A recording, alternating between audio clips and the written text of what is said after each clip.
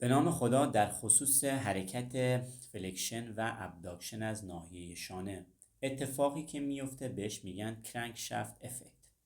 استخوان ترقوه به شکل شفت ماننده و این شکل شفت مانند باعث میشه که ما بتونیم دامنه حرکتی فلکشن و ابداکشن شانه رو در واقع به سرانجام برسونیم. این حرکت در مفصل چسبیده به استخوان قفسه سینه اتفاق میفته و در واقع اسی جوینته که این حرکت رو برای ما به سرانجام میرسونه.